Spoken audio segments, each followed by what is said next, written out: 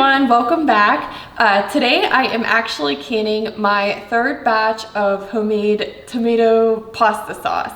And so since I already showed you the recipe that I am following this year, and I'm not going to show you again what I'm doing, I thought today would be a really good opportunity to talk about some tips and tricks that I've kind of learned over the years of canning, and some things that just make it easier, some things you may not know about. So whether you're new to canning or you've been canning a while, hopefully you'll find some value in this video. One of my first tips for canning days in general, is if it works for you and your schedule, to try to plan to do as much as possible the day before, or even start planning a couple days ahead of time. What I like to do is when I see, okay, I'm gonna have a lot of tomatoes ready on this day, I start thinking a couple days beforehand. Okay, first of all, do I have enough jars and lids? Do I need to order anything else? Do I need to go to the store and pick up anything? So obviously I start with jars and lids because those are essential to have. And then I start thinking, okay, what other ingredients am I going to need for this recipe? And then I think, is there anything I can do ahead of time?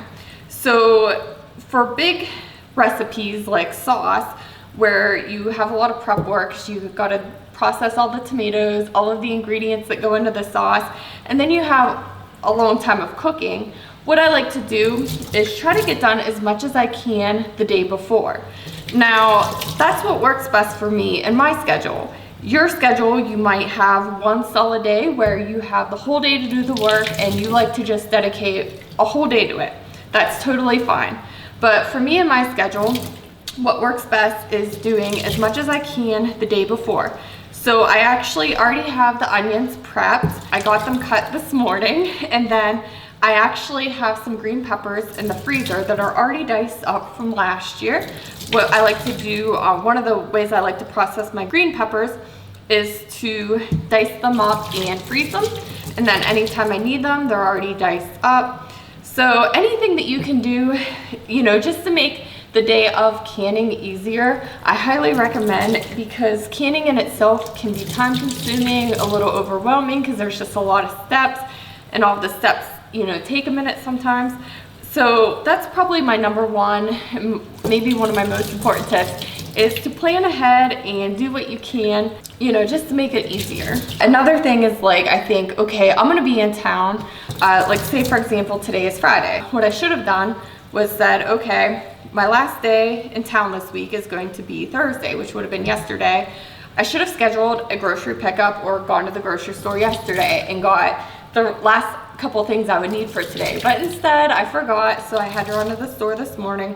No big deal, but it just would have given me a little bit of extra earlier start time today, which would have been nice. So I need to take my own advice a little bit. And like I said, anything you can do just to make the day easier, 10 out of 10 recommend. My next tip is, when possible, I should say all the time, to make sure you're using a tried and true, tested, safe recipe. What I mean by that is, not all recipes are safe for canning and home preservation. I will link some cookbooks that I have that are also approved for safe canning. Basically, you just want to use recipes that have been tested for their acidity content, pH content, to make sure that they are in fact safe, to get canned and preserved and be stored on a shelf for quite some time is very important. Now, you can go on the internet and you can find a lot of recipes that haven't been tested, and basically, it's the internet. Anything goes on the internet, so you could find anything. Now, just because it hasn't been tested doesn't mean it's safe. And everybody has a different tolerance as to what they find safe, what they believe is safe. So I would just want to say, I highly recommend, to be safe, to use a tried and true tested recipe. Now, for me personally, that is what I do. However, I will also use recipes that haven't been certified, tested, safe, but I do it with good judgment. I use recipes, say from my mom, family member, or somebody that's been canning for generations, that, you know, this recipe, you know, say spaghetti sauce, it's usually somewhat of a lower risk recipe. I have recipes where they just put the sauce straight in the jar. They don't even water bath can it. I don't go that far. I would definitely still water bath can it. But if they've been recipes, you know, I just use my best judgment. If they've been recipes that have been, you know, in the family for generations, I don't find any harm in using them. You can think differently, and that's totally fine. But it's good to be aware that not all recipes are safe, and you especially don't want to go through all the work of canning something just to find out that it's not shelf stable, isn't going to last on a shelf. You know, there's actually, I'm not going to name who it is, but there is a television show, they're a company that tests a lot of recipes, and they even came out with a cookbook for canning, and a lot of the recipes haven't been tested. They're not shelf stable. You have to use them within, you know, a short amount of time or put them in the freezer, and I found that really interesting. I didn't buy the cookbook because of that, but it just goes to show you that you have to do your due diligence when it comes to canning and finding good tried true recipes. And I will show you some of the references that I use for good recipes if I'm looking for something other than something that's been given to me by a family member or close friend. And like I said, a recipe that's been used for many generations. Some resources to make sure you're using a safe and approved recipe would be the, I'm gonna mess this up, NHCFP, let me double check that. NCHFP, National Center for Home Food Preservation. I'll put a link below. So that they are a safe source for good canning recipes. Ball or any like canning company that's selling canning supplies would also be a good source, and also your local food extension.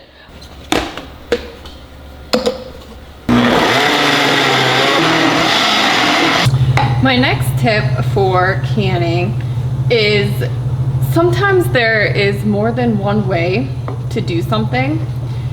For example, right now I'm canning in the house, and I'm canning in the house because everything is right here. I have my stove here, my jars will be here, or they are here, but when they're heated up they will be here.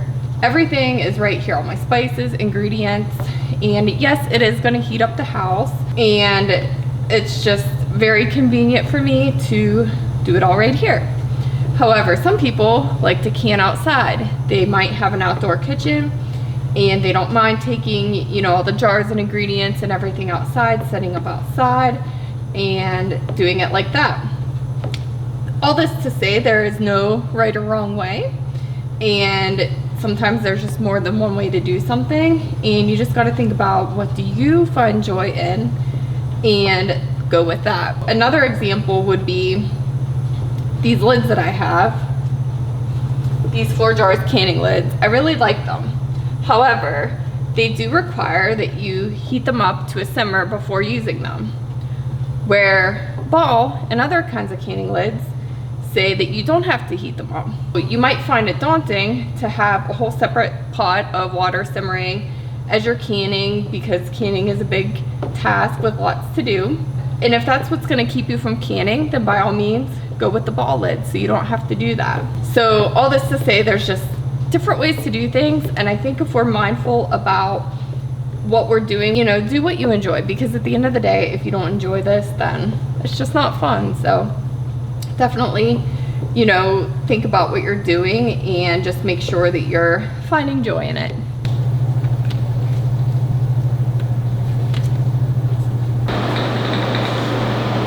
My next tip is to make sure you are only canning what you know you are going to eat.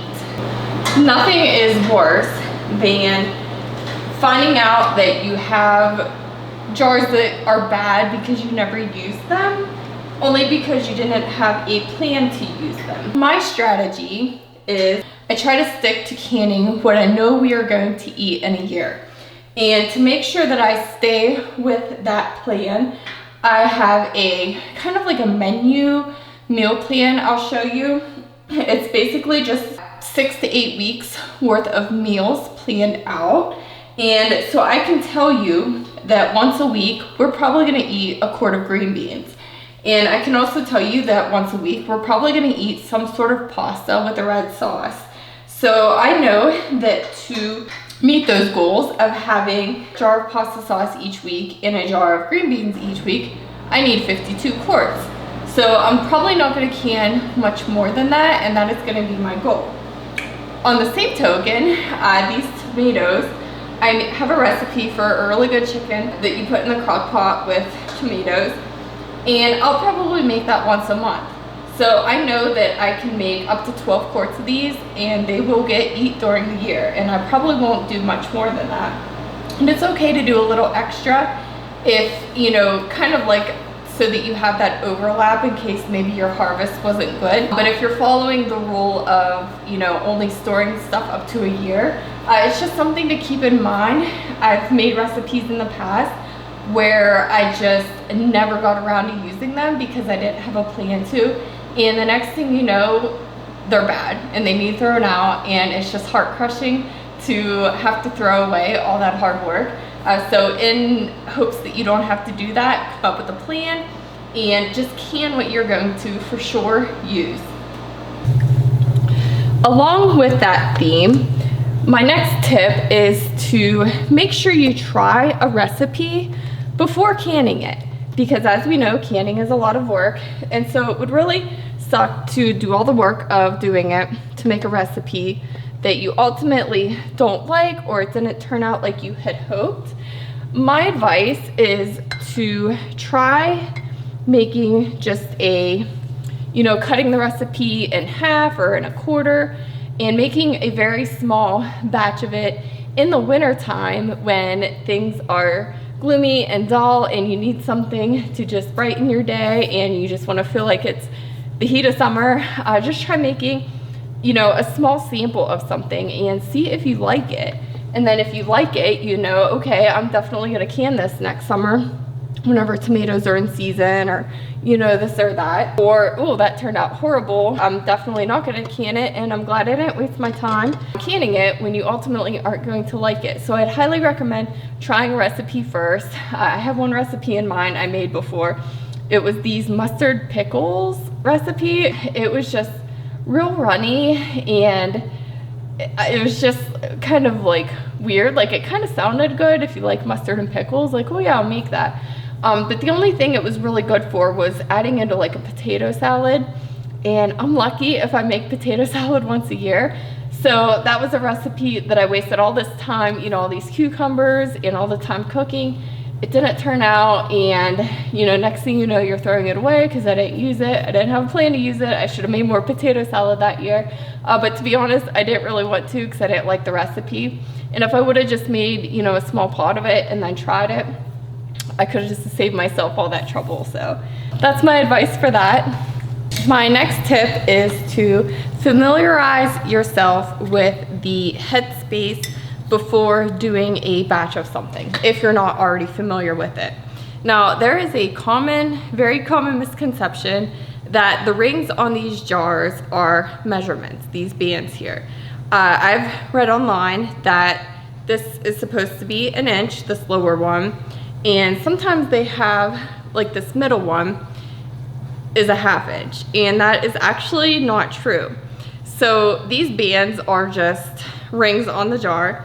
And if you actually measure them, which I will do here and show you. Well, actually, let's just start from the 3 inch and go down. You can see that 2 inch is well below that rim. So what I like to do when I fill up my first jar is I will try to get it close to that. Like, say, you know, for 1 inch headspace, I will try to get close to that, and then I will measure it and visually, you know, see what is 1 inch of headspace in this product that I'm canning, and then I will remember that for the rest of the jars. My funnel does have a measurement thing on it. I'll show you. And they do sell things that you can put on the jar, but, you know, once I do it, I like to memorize. So there you can see too that this comes below that rim. That's where 1 inch would be. One thing that sucks is that if I'm going to be checking this every time, I'm gonna have to bend over and look at this eye level every time. So what I'll do is I'll do it the first jar. I'll look at it really good and make sure that it's where it needs to be. And then I will memorize that for the rest of the jars instead of measuring each and every one. And for the record, this middle band here is not the same height everywhere. So if we measure it here, yeah, it's pretty close to 1/2 inch. I guess maybe it's a little bit higher. But see, it's moving down. So it's not even level. But you know, like I said, you read all kinds of stuff on the internet, and that's just a common misconception that I see sometimes. You may notice that my jars do not have the bands on them anymore. Something I learned is that when you are done canning, you want to, and after your, you know, the jars have sat for about 24 hours, you want to remove those. And the reason for that is if these lids would ever, if the seal would ever fail, it could pop up. But if you would have the band on there, you might not know that, because the band would be keeping the lid from being, you know, as obvious that it popped. So for that reason, you want to make sure you remove the bands. That way, if a seal does fail over time, just randomly, sporadically, it can happen, you'll easily know and you won't be using a bad jar without realizing it. My next tip, and this is one of my favorite things to do, is if you have a dishwasher, utilize it when you're canning. So I know that my sauce is going to be about ready to can in an hour. So what I am going to do is fill up my dishwasher with my jars and lids and bands, and I'm going to put it on the 1 hour cycle so that whenever it is done, I will be ready for them, and all of the jars and lids and bands will be hot and steamy and sanitized and ready to use. When I go to use them, I will keep the door shut in between grabbing them so that they stay warm. But I've found in doing a regular batch of anything, as long as I keep the door shut in between getting jars out, they will stay hot enough for when you're ready to use them. One thing you don't want to do, another thing I've seen on the internet that you definitely don't want to do, is put your jars in the oven. It's a clever idea, you know, to keep them warm that way for using. And if you're new to canning, something you may not know is you do need to keep the jars warm, pretty hot, before you put anything hot in them. You don't want your jars to be cold and put something hot in them, because it can cause thermal shock and your jar can break.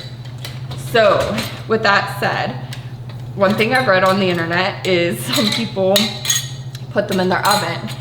That is a big no-no, because the heat in your oven is dry heat, and that can cause the jars, it just doesn't heat the jars the same way that hot steamy water does. It can break your jars. So out of an abundance of caution, you definitely don't want to do that.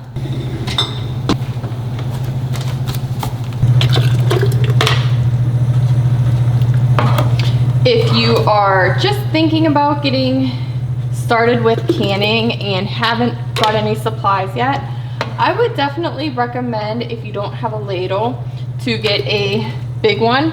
This one only holds about 4 ounces, so I have to scoop a lot to fill up each jar. And I do wish I had a bigger one. I could certainly go out and buy one, but I also really hate spending money on things that I already have if I am just doing it for a little bit of extra added convenience.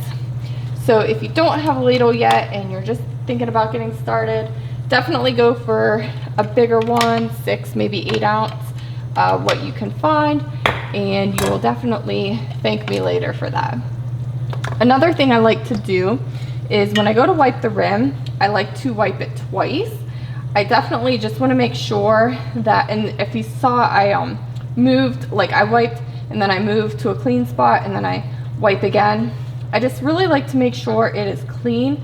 I would hate for there to be something left behind that would cause it to not seal, and it only takes a second. So it's just something I like to do for that extra security. As you can see here, I'm using, this is a silicone pastry mat, and I am just using it to protect the countertop because my countertops are a little bit prone to staining. I do have a rag down here. This helps prevent thermal shock with the jars touching a stone countertop, so this is essential, but this is essential too if you want to prevent stains. So as you can see, they soak through. So I like to have both. I will link this in the notes. I like using these for making bread, you know, dough, all kinds of fun stuff. And so I will link this in the description or one similar if I can't find this exact one. Highly recommend. All right, everyone. I think that is all of the tips and tricks and hacks that I can think of for today. If you think of anything that I've missed, please feel free to comment below. I would love to hear all about it. On the same note, if you have any questions, also feel free to comment. I will do my best to answer them. And I think that's it for today. Thank you so much for watching. I hope you learned something new. I really appreciate your time. If you get a chance, feel free to subscribe. I would love your support. And we will see you in the next one. Have a great day. Bye.